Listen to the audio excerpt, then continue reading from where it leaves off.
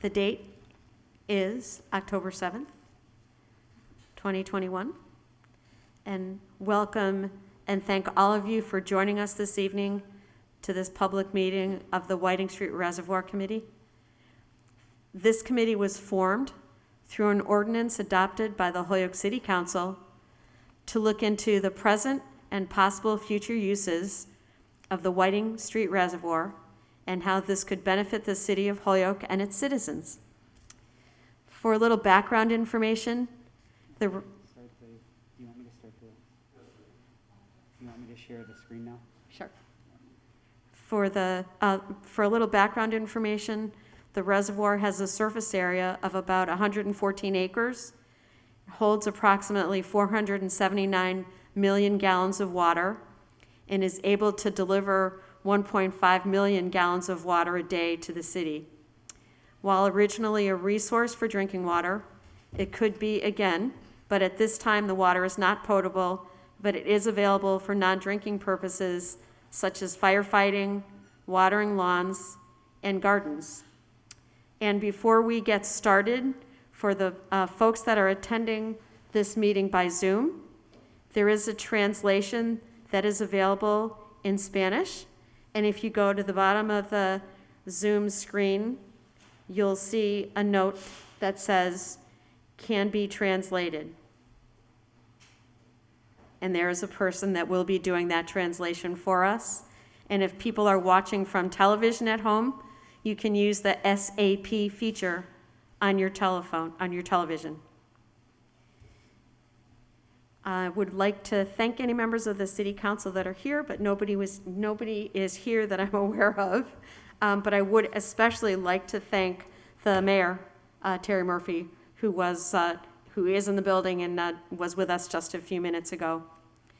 This meeting will begin with a review of the charge to this committee by the City Council and the work that the committee has done to date. My name is Marlene Connor. I'm the Vice Chairman of the committee, and I'll be doing the presentation this evening. Following the presentation, we'll take questions regarding the presentation, if there are any, and then we'll begin the public comment period. Questions will be able to be answered, if folks have them, by the various members of the committee that are here in this room, in addition to myself, Harry Craven, and Dave Moore, sitting in the front of the room. Will be all available to answer questions. We ask that the individuals who have joined this meeting virtually and would like to speak, please register your name and address on the chat feature. Oh, where? When they speak, they'll just give their name and address because there's not a chat feature. Okay, great. So if you speak from the Zoom, you'll just need to give your name and address, and we'll record that. And for folks that are here, there is a sign-in sheet in the back of the room, and we're going to ask that people keep their comments to 2 minutes, and we're going to try to alternate comments from the Zoom and from the floor, and we think we can manage that. If there are any... One more thing. Mm-hmm. If somebody is on Zoom by telephone, they can raise their hand by hitting *9. Okay. And if you're on Zoom, on the telephone feature, you can hit *9, and that will allow you to raise your hand, and then we'll notice that on the Zoom feature, and we'll know that you want to ask a question or make a comment. Anything else? And this is Jeffrey Anderson Burgos, who's like my lifesaver here helping us out. So thank you very much, Jeffrey.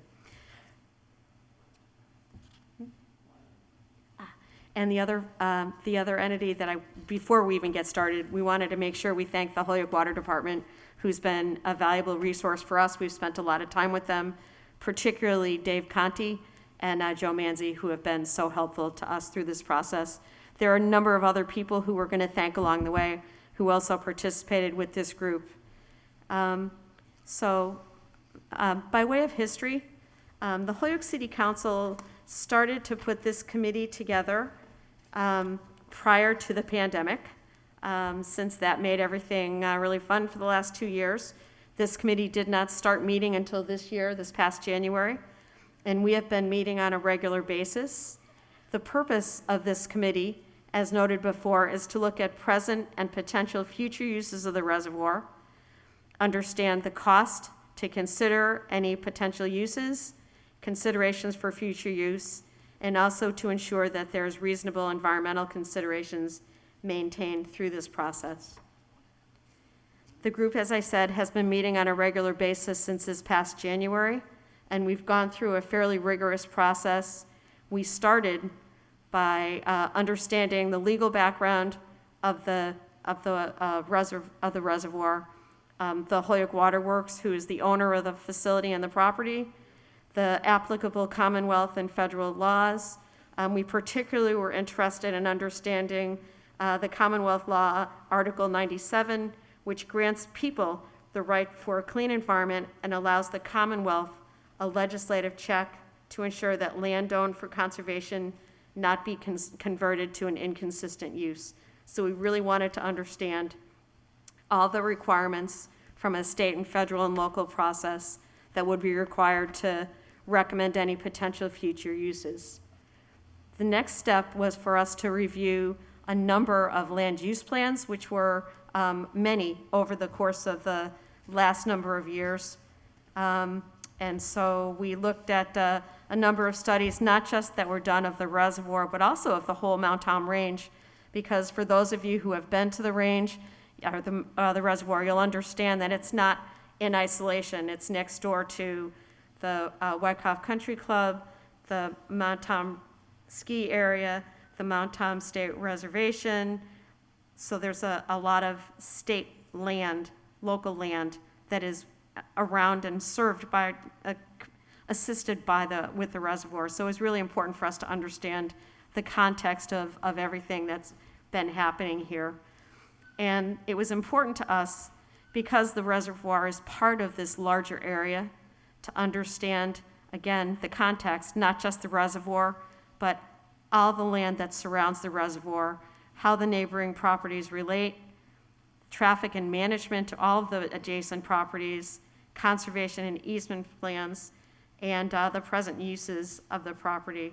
For example, not sure if everybody knows, the Holyoke Water Works has an agreement with the Appalachian Mountain Club that allows a walking path through the reservoir for people that are using the New England Trail, M&M Trail. So again, not something that people necessarily are aware of, but there's a lot of uses that happen with that reservoir that really people should be aware of.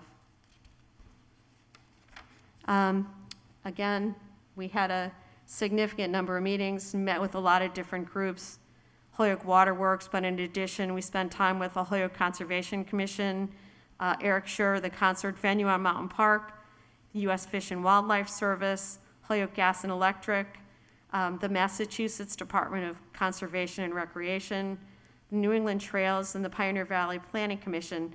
And we want to particularly thank everybody from those organizations who spent time with us, provided information for us, and have been really a valuable source of information for our group. As noted earlier, the Holyoke Water Works owns that property. The Holyoke Water Works Board of Water Commissioners has adopted a number of activities for passive recreation that happen now at the reservoir. Passive recreation, anything non-motorized, walking, jogging, hiking, biking, photography, observing nature. I think many of us in this room have been active users of the reservoir for a lot of years, and I know it was a great place for people to escape during the pandemic to some place that was outside and available for us. It's a valuable resource for those of us in the city.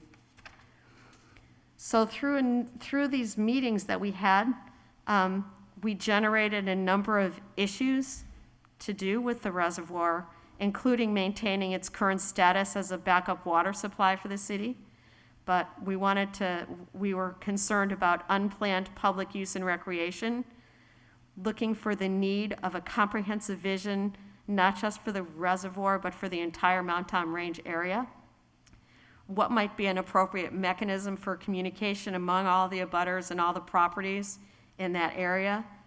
Access and parking was something that we discussed a lot. I'm sure there are two major entrances into the reservoir. One would be through the old Mountain Park, Mount Tom Road, but the other way in is off of Route 141, which is where I access the reservoir from. And it's always really fun, park across the street, take your life in your hands and zip across Route 141 when you want to take a walk. A number of environmental concerns were discussed: public use, maintaining water quality. What about trash? What about things like erosion, endangered species? There's a number of environmental things, erosion that happens, so we really need to pay attention to all those resources. Clearly, there are not a lot of amenities for public use at the reservoir. And also the capacity of the reservoir limits the ability to support significant additional recreational use or activity. And clearly, any of the ideas that anybody's going to generate or suggest, there would potentially be costs associated with any of those, and also the opportunity for some revenue that might want to be considered along the way. So after we've generated a lot of discussion about issues, but we also started to think through a number of opportunities. And the first one is the shared belief from a lot of people that this is a precious resource. It's a jewel of the city, and we really need to think carefully about what some recommendations for future use might want to be. Is it an opportunity to develop a comprehensive vision for the whole area, not just the reservoir? What about a framework for cooperation among the city's stakeholders, partners, neighbors? And could we come up with a solution that might figure out how to benefit all those adjacent properties? We wanted to think about some additional planned or managed public use and recreation, opportunities for education. It's a great place for outdoor environmental education, and really potentially some revenue opportunities that might be consistent with the protection of the reservoir. The next step here for us is going to be to hear from you all, whether you're on Zoom, on TV, or in the room. And our job after we get that input tonight is going to be to consider everything we've heard and to put together a series of recommendations for the City Council. As I said, the Whiting Street Committee members, Sue Ellen Panich, myself, Kate Kruckmeyer, Jeff Horan, Harry Craven, Kip Foley, and Dave Moore. Some of us are here, some of us, the rest of us are on Zoom. And thank you guys all for joining with us tonight. And we want to particularly thank the City Council, the Mayor, the Holyoke Waterworks staff, and everybody that met with this committee. And I think right now we'll open up the floor for any comments. And I guess first would be, in addition to public comments, if anybody has any questions based on the presentation that we raised.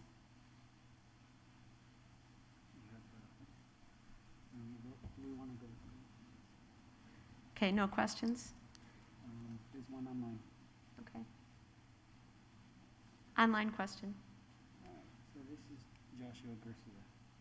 Okay. He's just got a transition. Okay. All right, so you can just announce him and let him say that he can. Okay. The first question is Joshua Garcia. Joshua, go ahead. Is this question or public commentary period of the? Either one. You can, if you have a public comment, we're happy to have it. If you have a question, let's go with that first. No, great. I was just Joshua Garcia, 2 Dunn Avenue, Holyoke. Just make a comment here and say that I'm extremely excited to see that there's a group looking at different ways that we can elevate the use of the reservoir area. I did want to just make a comment here as you proceed forward with navigating the steps ahead, that the big the big thing in front of us that we have to be very mindful of is issues around what contributes to climate change. And so even across the Commonwealth of Massachusetts, cities and towns everywhere, including the state of Massachusetts under the governor, has been prioritizing doing what we can to mitigate impacts to climate change. And one of those strategies is to be sure that we protect our natural assets and resources, particularly our reservoirs. And if we are going to be managing any type of growth, that we manage growth in areas that support it in a way that's green and sustainable. And then those areas like the reservoir that we do what we can to preserve. And also, I'm a big fan of promoting any type of passive recreation in public spaces like this. It's a real gem and asset to the region and to our city of Holyoke, for everybody to access for passive recreational use. What that means and what it looks like, I'd love to see this committee continue to explore that. I know there's some that takes place currently. If there are others that we can look into, we've never tried before. All it's going to take is a little bit of proactive management, and that there is programs like the Mass Vulnerability Preparedness Program, where communities can apply up to $2 million of state funding to implement strategic objectives that help continue to mitigate issues caused by climate change, and also even use that as an education funds to promote an educational component for the history of the reservoir, why it's there, what it's used for, and then even promote passive recreation in the area potentially. But anyways, I appreciate what you guys are doing. Thank you so much for allowing me to speak during this commentary period, and good luck with this. I'm very much looking forward to continue to follow this in any which way I can. Thank you. Hi, I have a question. I'm Laura Ferguson, and I was wondering, you were tasked to look at the various aspects of the reservoir. Was one of those aspects, or is one of those aspects, developing it? And what if are the plans in place for the development of it? Are there any plans in place? Is that something that's on the table?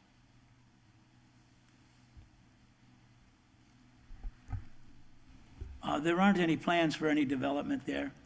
What the committee did after starting with the water department, which owns it, was to, talk to every one of the neighbors and all the other groups that you saw. And by nature, we're limited to the items that we talked about here. That's what it'll always be. There might be improvements that we'll make a recommendation when this is all done to the city council, and, they'll be modest. Okay, so there aren't any real plans? Well, there ideas may come today, but as far as what we studied, no. No. You have Anja Duffy? Okay. Question on Zoom, or comment, Anja Duffy? Hi. Am I unmuted? Hello. Hello. We can I'm hear Anya you. Duffy. Can you hear me? Yes. Okay, good. I just couldn't see myself. I live at 118 Sycamore Street, and I'm very excited to hear this presentation. I commend you all for taking the time out of your busy schedules to look at this issue. I haven't been staying as informed as I would have liked to about it. So I have a couple questions and a comment. My questions are, is the ownership of the reservoir going to be, is it going to become city-owned, or is it still going to be Holyoke Water? Is my first question.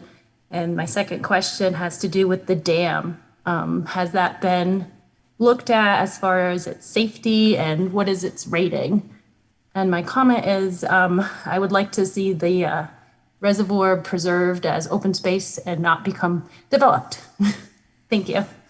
Thank you, Anja. Ownership, there's no question with respect to ownership changing from Holyoke Water Works that Okay. that we've been that have been given to us, correct? And Dam, you'll see soon what the water department, a project that they have regarding it, so they'd be who you'd want to talk to. Okay, so they are looking at that. Great, thank you. I was worried. I heard some grumblings about the safety of it and cost, and I just urge the city and the water department to do what they can to maintain the dam.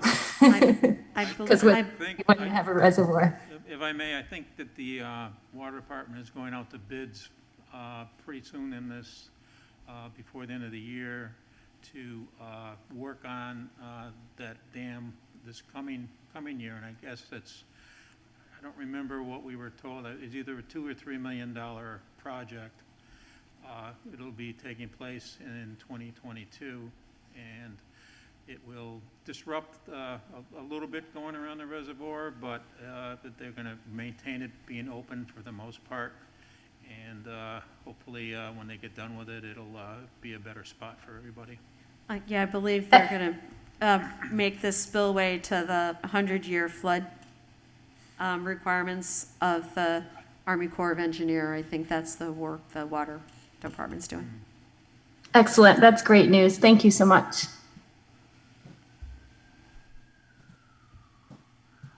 No other hands at the time. Yes. My name is Bob Camo. I'm from South Hadley. I was wondering if they could improve the trails that are around the reservoir and make a map showing how they connect to the other land that is around Mount Tom to its west and to its north. For example, Mount Tom Reservation has a beautiful map of all its trails, and the Mount Holyoke Reservation has a similar map. But the Mount Tom one has this big gap where the reservoir is, and yet it has just as many trails. And so a lot of people go around thinking that there's no trails there. But if they were blazed and it was mapped out with a paper map, people would be using it more. Okay. That's great, Bob. And just as side information, Bob does great historical tours of a number of places in the city, including one that the committee did at the reservoir. So thank you, Bob. Yeah, and I give one every year around the reservoir. This will be the 4th year, and it's coming up Saturday from 10 a.m. to 12:30 p.m. And if you meet at the top of Mountain Park Access Road at 10 o'clock, then you can go on the hike. If you want to sign up in advance, it's free on eventbrite.com. Okay? Thank you, Bob. Any Zoom? Sir? Good evening. My name is Andy Fisk. I'm at 118 Madison Avenue in Holyoke. Kudos to the work of the committee. Kudos to the Water District for its conservation and protection of that area of land for a very long time. Water companies do amazing work, not only for public health, but also providing a lot of amenities to the areas that they can serve. I wholly support the work of the committee. I would encourage you to develop additional associated passive recreational uses. I have not followed all the details of the committee, so you may have touched on some of these observations. I think the attention to both terrestrial and aquatic invasive plants. There are clearly a lot of invasives along the trails. I understand that's a cost, but management and control of invasive plants is important. I think a consideration, I'm not sure if it's been brought up, I would say that the opportunity for the reservoir to support the water needs of Holyoke in a non-potable way is incredibly important for the future. I think, as we all know, we spend a tremendous amount of money creating water to drinking water standards, and then we fight fires with it. So the opportunity for the reservoir to support non-potable uses in the city could ultimately be a cost savings because you don't have to treat that water to a drinking water standard. That's a long-term investment in different piping and plumbing, Right. but that should certainly be put forward and could actually reduce costs, if not generate revenue. I think a consideration for signage would be helpful. I know when I use the reservoir, the infrastructure there is from when it was much more earnest in protecting the potability of the water. So the gate and the signage are frankly pretty off-putting. And I think interpreting signage that speaks to the protections but doesn't lead with no, no, no, no, no, because you're looking to make the place affirmative. I wholly support safer access, because yes, it is taking your life in your hands when you park across the street. I don't know if it's possible, another consideration, when people are hiking the M&M trail, they actually will have dogs. So I go left when I'm in the parking Right. area with my dog. Is there a way to be able to access the other part of the M&M trail with dogs while still meeting the requirements for the reservoir protection? Okay. And then one other element that I don't know was considered. I think a thing that we lose often when we create reservoirs, whether it's a reservoir in the river or a water supply reservoir, is what happens downstream. And so I don't know if there's been consideration of, is the water course below the reservoir basically being starved of water, and therefore you're losing the benefit of restoring aquatic habitat and keeping that stream segment healthy? I don't know that, but I think when you're designing spillways or rehabilitating dams, it is easy to be able to put in structures to allow you to essentially weep or release small volumes of water so that that stream segment below the reservoir retains its health and aquatic viability. And I think that's it. Thank you for the work. Thank you very much. Rick Purcell? Rick Purcell, your turn. Rick Purcell, your turn. Rick Purcell, your turn. I'm sorry, I had to unmute myself. Thank you. Rick Purcell, 279 Suffolk Street, Holyoke. I'm happy to hear that it's not going to be developed. That was one of the crazy rumors that we had in Holyoke about the land being developed, and it's public land, so I think it should stay for public use. As soon as you sell it to a developer, it becomes private property, and then the private property signs come up, and the people that use that reservoir now for passive recreation won't be able to do that anymore. I'm happy to hear that. And I don't want it to turn into the fiasco that the Mount Tom quarry is turning into with that property up there connected to all this. So thank you for the committee. Thank you for saying that it's not going to be developed, and keep doing the good work that you do. Thank you. Okay. Bob, did you have something else? Yes. Again, I'm Bob Como. I belong to another group besides my own historical tour group called Holy Preservation Trust, and I'm the researcher for them. And I pointed out... Could you into the microphone, Bob? I'm sorry. I pointed out to them that on Route 141, there's a beautiful gate on the old East Hampton Road. It's not apparent it's there because East Hampton Road has moved in about 100 feet. But it's a beautiful Works Progress Administration gate there. It's about 130 feet long. And I pointed out to this group that this could be a project for the Community Preservation Act of Holyoke. The grant cycle has started this month for 2022, and they're very interested, that group, Holyoke Preservation Trust, in forwarding that goal of trying to improve that beautiful wall and gate that's up on Route 141. Great. Thank you, Bob. Linda Henderson, you're on. Again, I think everybody said thank you, and this is amazing work. And I too am really glad that there's no consideration for development. Years ago, when Mayor Morse had some people on his staff that were encouraging hunting up there, I, for like 6 months, actually counted the cars. I would drive around and I would count the cars on Sunday afternoon. And it was astonishing, the number of cars that were around the reservoir, just accessing that piece of property where they wanted to promote hunting. There is no hunting except a little tiny land on there. Unfortunately, or fortunately, you cannot access that land without crossing property that has no hunting signs and no legal firearms. So it is a little bit difficult for the mass wildlife to justify that little tiny piece that is would be just west of the reservoir. But the number of cars was in the hundreds. If we had a nice day, and it did not matter whether it was cold or it was warm, as long as it wasn't raining, the cars were in the hundreds. And I think how valuable this piece is to passive activities for everyone is really needs to be, as you have already done, talked about. I just wanted to share that with people. I did have that data while Mayor Morse was in office. Unfortunately, I no longer have that.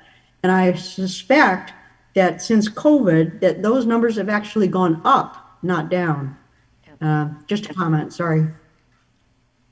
Thank you. Thank you, Linda. Anybody else? Steve Rosenbush. Steve Rosenbush?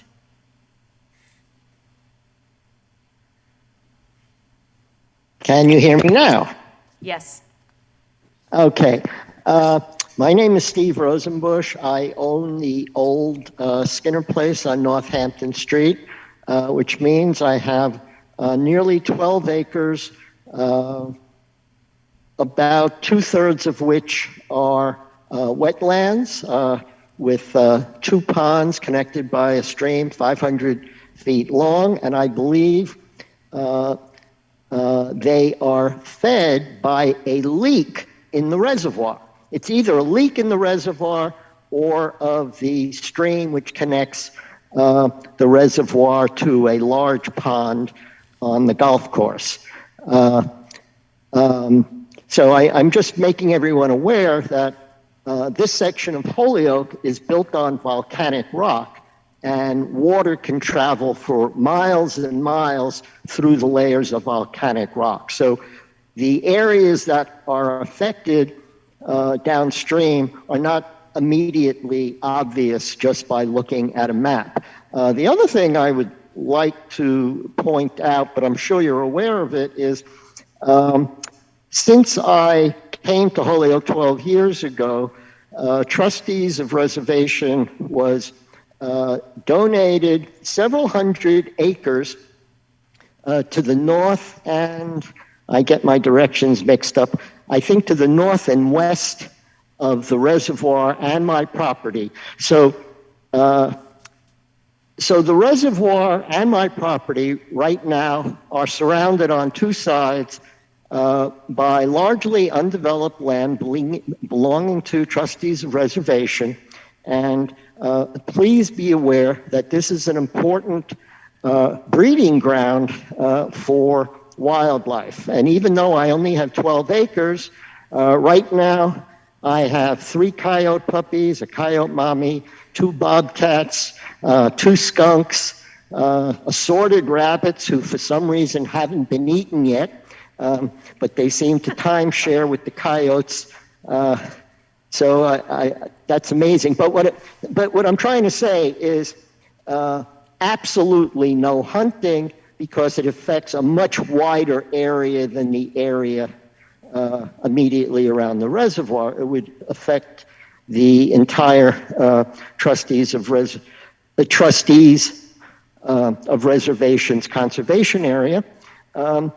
And also, I'd like to just ask a question. I know that at one time there was an animal underpass that went under I-91 that allowed the passage of wildlife from one side to the other without them having to risk their lives by crossing the highway. I do not know if that still has survived or whether it was destroyed in a highway project by the Department of Highways. So I don't know. I don't know exactly where that is, but it's somewhere between my property and the reservoir. And I think that wildlife underpass is important to promote the passage of wildlife. There is surprisingly little safe places for wildlife. The destruction of the John J. Lynch School upset me a great deal, because it's 1 mile from where I live, and that school was closed on weekends and evenings. And basically, the nighttime is when most wildlife feeds. Now, the Culvis Group hasn't made clear what's going to go there. They keep changing their plans, talking about restaurants that may be open till midnight. So what I'm saying is, that has an impact on wildlife. And Thank you, Steve. okay, I mean, just just you. please be aware of that. We are, thank you. We want to stay on topic.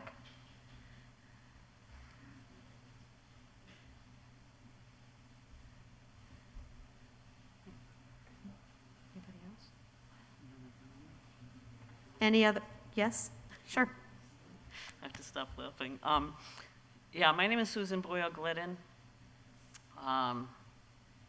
I was born in Churchill, and I've been living on Allen Street in the Highlands since I was 2. And I guess I'm a little late to the conversation, but I have some concerns.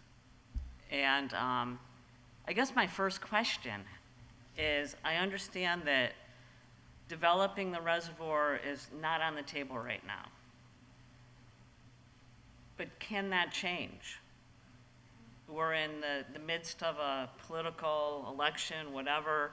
The Board of Water Commissioners changes all the time. And the Water Commission is a couple votes, 2. That's my biggest question, because that's huge to me. And I will say this to you. You know, I started running that reservoir when I was 14 because of the monument, Rudy Lingeza, who talked me into running. Through everything that I've ever been through in my life, that's where I go. 7 months ago, I had a knee replacement. All I wanted to do was get back to that reservoir, which I did this morning. And I think, you know, I'm emotional, but I think many Hoyokers are emotional about Whiting Reservoir. And when I hear we need a resolution or a solution, the first thing that comes into my head is, what's the problem? I mean, is there something wrong with just leaving well enough alone outside of conservation efforts that can improve? You talked about talked about 100 cars up there. They're not a problem. You know, 141, I've been crossing it since I was 14. Maybe it's not the safest road, but you can park at Mountain Park and you don't have to worry about that. That's my question. Can this change depending upon who's elected and who the next Board of Water Commissioners are? And I've heard David Conti, and he thinks it's ludicrous to put boats in there and to do this and that. But there's a water commission that's going to tell him what to do. That's my question. Yeah, and I don't think we have an answer for, you know, what the future holds, but our charge is to gather input and provide recommendations based on our information and what we hear. Well, you and know what? That's what we're going to do. Maybe it's worth asking the people who are running for office right now what their position is, and asking the people who are going to be on the next water commission what their position is, because otherwise, this doesn't matter. Thank you. Thank you.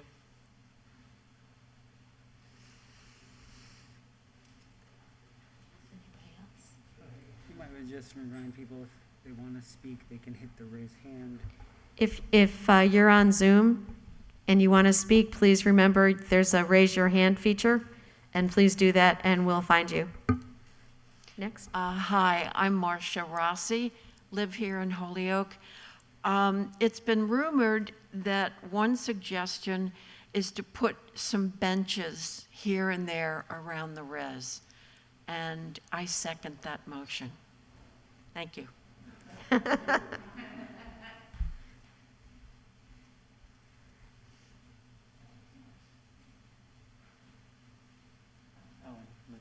they're, remind them, if they're on by phone, they can hit *9 to speak.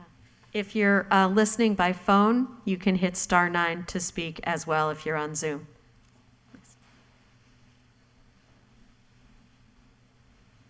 Awesome. Hi, Ann Talheimer, 97 Brown Avenue.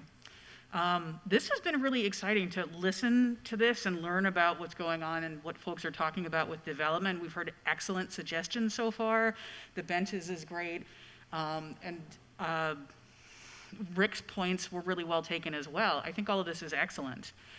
I too very much do not want to see development on this site. I am emphatically against even conversations about possibly selling off pieces of this property to develop it, particularly into housing or fancy condos or something that much of Holyoke cannot afford. To that end as well, thinking about accessibility, the idea for benches is excellent. What about including a valley bike station? Because if one of the things we want people to do is to be able to get into open green space, we need more ways for people to get there than just by car, which also goes to Josh Garcia's point about climate change. What are we doing in sort of our bigger picture to think about ways we can get people into this natural resource that will not tax the environment further? Particularly too, because this is such an incredibly important part of Holyoke and Holyoke's history, and the importance of having this kind of green space, particularly when so much of our city and other places is getting built up, developed, and changed. So I think it's particularly important to hold on to this and conserve it and preserve it as it is, with slight modifications for safer access, safer entry, easier entry, ways for people to get in there, enjoy it as it kind of currently is. Thank you. Thank you. Yes. Joyce Keith, 7 Handel Drive. I basically grew up 2 or 3 streets away from the reservoir and have spent most of my childhood in there, literally sometimes in there. But one of the big things is I know that the golf course has been slowly encroaching upon that, and they have had their eyes on it for probably a good 40 years. My dad was an alderman back when they were aldermen, and he had to fight off the Wyckoff golf course trying to buy a bunch of the land. And every time I go over there, I swear they're on more of the land. And not only that, back, it's funny, you say about crossing 141. We used to have to cross it to catch the school bus to go to Holyoke High.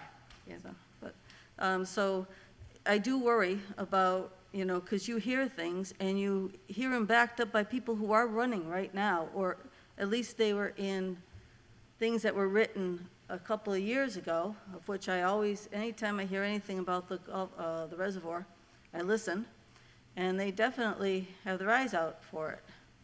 Matter of fact, wasn't it part of what they wanted to do when they wanted to put the gambling up there? So it's just a worry. Thank you.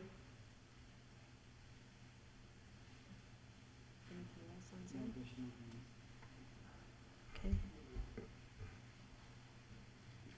Any additional comments? Yes. So my name's Cocaine Givner. I live at 13 O'Connor Avenue. And I just wanted to reiterate that I think it's really important to preserve what's there, whether it's in the state that it's in, or, adding some small things that are a big help, like benches and things to make it accessible. I really like the idea of the electric bikes to keep more cars out. One thing I have thought about that I think would be really, really neat would be some kind of passageway that goes like over 141 to get over to the grounds, because there isn't a whole lot of parking there, and I don't know if people are supposed to park in that parking lot that's there, but they do, and they park all along the side of the road. There's a lot of communities where they either build under or over roads to give access, to get around streets, to get over them. So if there were a grant that could pay for something like that, I think it'd be a really great idea, and it would create some safety, and it would provide a way for people to get over there and not have to run from their school buses across the street. So thank you. Thank you. Any other comments on Zoom? Marcia Rossi again. I just want to ask for clarification, several of you have said there is no way that it's going to be developed. Could you just add a little bit more to that? Thank you. In the work that we've done, it's apparent that the use of the reservoir is going to stay the use of the reservoir.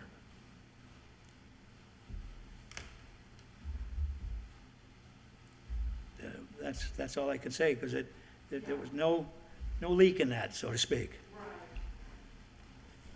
It is a backup reservoir, an emergency reservoir, and in order to our understanding, to decommission any public water supply takes, even though there's no Congress in the Commonwealth of Massachusetts, it's going to take an act of Congress to get that out of there, and it's just not going to happen.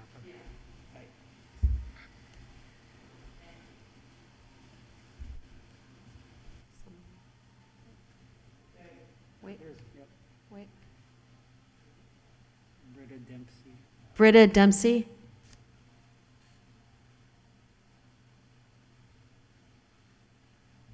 You're on mute. Britta, you can speak. Thank you for letting me attend via Zoom. I appreciate it. And thank you to the committee for all your work on this. I want to, it's a huge relief to hear that development will not be happening at the reservoir. As so many have said, it is such a jewel for our city. And I hope that ways to continue to increase access to it from folks who do not have cars to easily access and get up there to walk. It's such a beautiful loop. And I love being up there and seeing neighbors and all that. I was supposed to live at 40 Morgan Street. Thank you for all the work that you're doing on the committee. Thank you.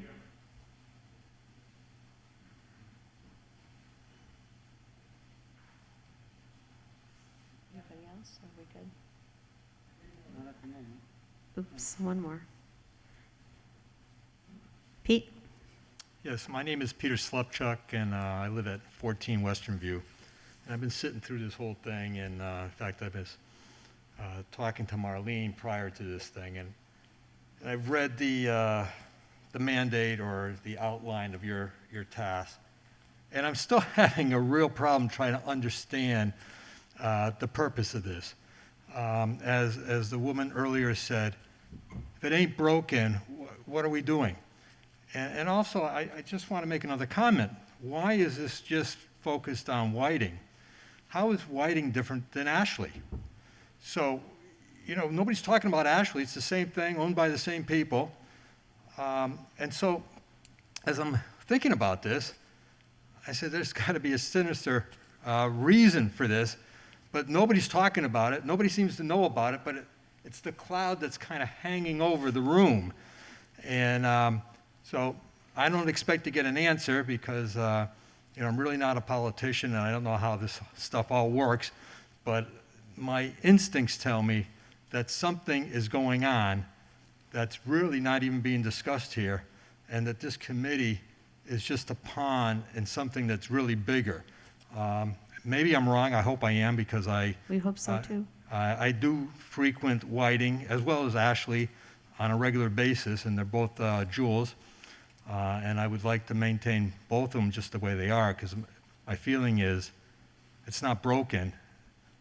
So what are we doing? I mean, you can always improve things. I like the idea about the benches and the biking station. But, other than that, it seems like a lot of work for, some minor changes that could improve the reservoir.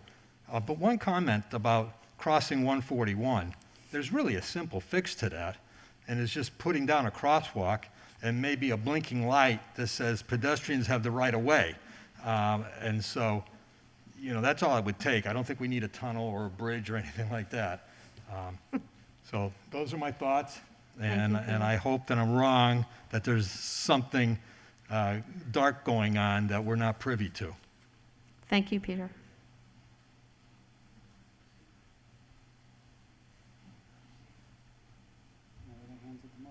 Okay.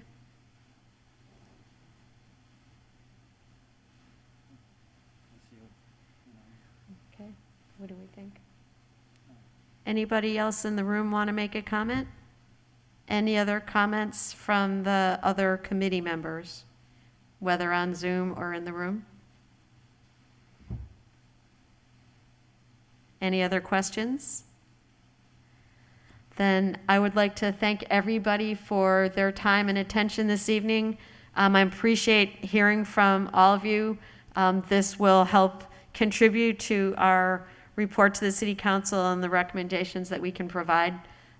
So we really appreciate everybody taking the time and energy to join us this evening. Jeff? Did you? Okay. Thank you, everybody, and thank you for joining us. Thank you for Jeffrey behind us.